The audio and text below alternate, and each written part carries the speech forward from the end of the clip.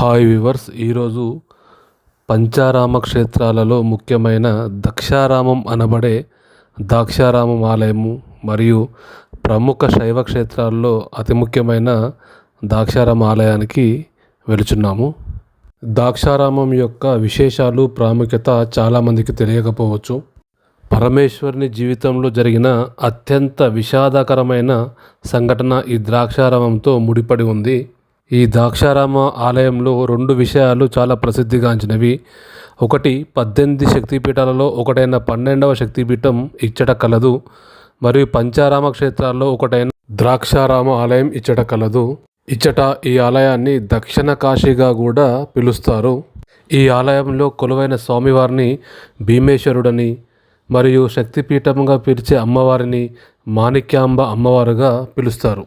ఈ ఆలయాన్ని 7-8వ శతాబ్దంలో నిర్మించారని పురాణాల్లో చెబుతున్నారు. ఈ ఆలయాన్ని చాళుక్య రాజైన చాళుక్య భీముడు అనే రాజు నిర్మించారని చెప్తున్నారు. ఇచ్చట స్వామివారు 14 అడుగుల ఎత్తులో శివలింగ రూపంలో భక్తులకు దర్శనం ఇస్తారు.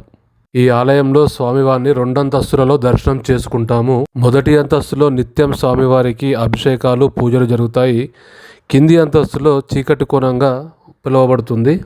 మనం మెయిన్ గోపురం నుంచి లోపలికి రాగానే ఎదురుగా కనపడుతున్న దాంట్లో నుంచి మనం దర్శనానికి వెళ్తాం. స్వామివారి దర్శనానికి ఈ ఎదురుగా కనపడుతున్న ప్రవేశ ద్వారం నుంచే స్వామివారి దర్శనానికి వెళ్తాము.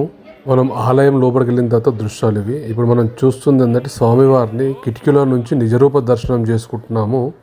ఈ దృశ్యాలు మనం కిటికీలో నుంచి కనబడుతున్న దృశ్యాలు అక్కడనే వీడియో తీయడం జరిగింది. స్వామివారిని డైరెక్ట్గా ఎదురుగా వీడియో తీయడానికి పర్మిషన్ లేదు.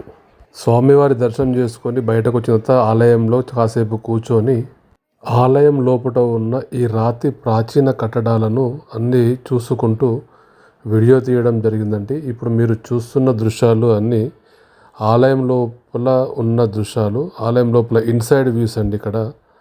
ఇక్కడ కనిపిస్తున్న ఊయలలు, ఈ రాతి కట్టడాలు ఇవన్నీ కెమెరాలో బంధించడం జరిగింది. మీకు అందరికీ చూపించడానికి బంధించడం జరిగింది.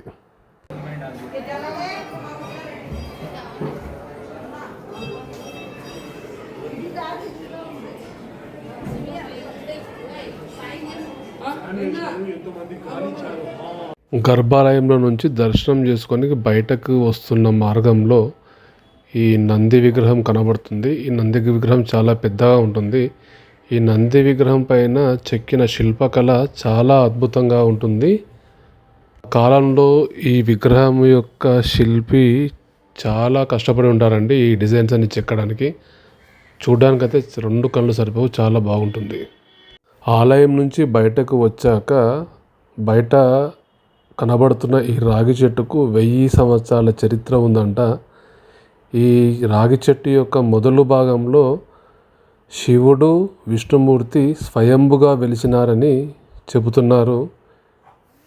ఈ రాగి చెట్టు కింద వెలిసిన విష్ణుమూర్తి, శివుడు స్వయంభు విగ్రహానికి గర్భదోషం ఉన్నవాళ్ళు, పిల్లలు కానివారు, పెళ్ళిళ్ళు కానివారు ఇక్కడ ఆ మొక్కుకొని కావాలని పూజ చేసుకుంటారంట.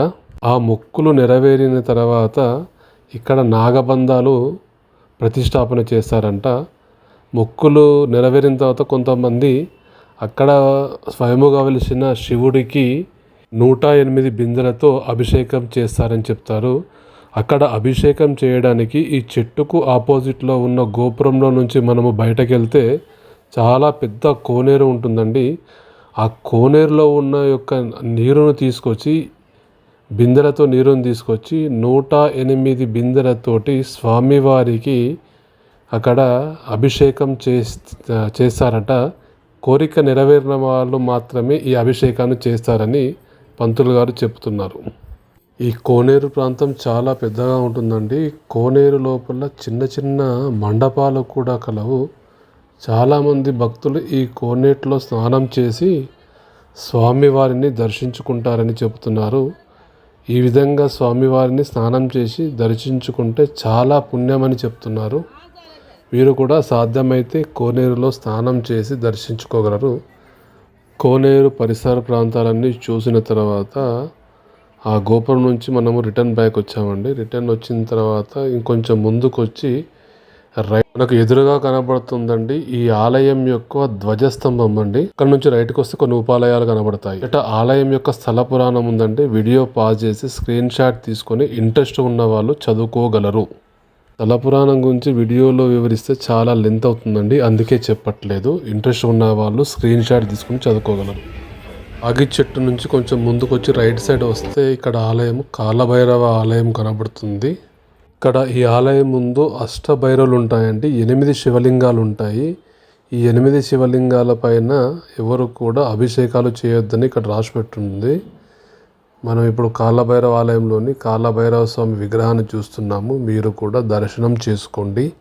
కాలభైరవ స్వామి దర్శనం చేసుకొని ఎడమ వైపుకు తిరిగితే ఆలయము పెద్ద పెద్ద ప్రవహారి గోడలు, పెద్ద పెద్ద గోపురాలు. ఈ ఆలయానికి 4 దిక్కుల 4 పెద్ద గోపురాలు ఉంటాయండి. చాలా పెద్ద గ్రౌండ్ ఉంటుంది. పచ్చని మైదానము ఈ ఆలయ పరిసర ప్రాంతాల్లో కలదు. అలాగే ఎదురుగా కొంచెం మనం నడిచి వస్తే మనకు ఎదురుగా కనబడుతున్న పెద్ద రాతి మండపం కనబడుతుంది. ఈ కనిపిస్తున్న రాతి మండపానికి కూడా చాలా వేల సంవత్సరాల చరిత్ర ఉందంట. ఇదివరకు ఈ రాతి మండపంలో ఉచిత అన్నదాన ప్రసాదము చేసేవారు. ఇప్పుడు అన్నదాన ప్రసాదానికి సపరేట్గా ఒక బిల్డింగ్ కట్టి దాంట్లో చేస్తున్నారు. ప్రస్తుతం ఈ రాతి మండపాన్ని కార్తీక మాసంలో పూజలకు ఉపయోగిస్తున్నారు. మరియు వచ్చిన యాత్రికులు సేద తీరడానికి కూడా ఈ మండపాన్ని ఉపయోగిస్తున్నారు. చాలామంది భక్తులు మేము వచ్చిన సమయంలో చాలామంది ఇక్కడ పూజలు జరుపుకుంటున్నారు. చాలా పెద్దగా ఉంటుందండి ఈ రాతి మండపము. చాలా పొడవుగా ఉంటుంది, విశాలంగా ఉంటుంది. ఈ రాతి మండపానికి చాలా ఏళ్ళ చరిత్ర ఉందని చెప్తున్నారు. ఈ రాతి మండపం పక్కనే ఒక శివలింగాన్ని ప్రతిష్ఠించారు. ఆ శివలింగం పైన అందరూ నీటితో అభిషేకం చేస్తున్నారు.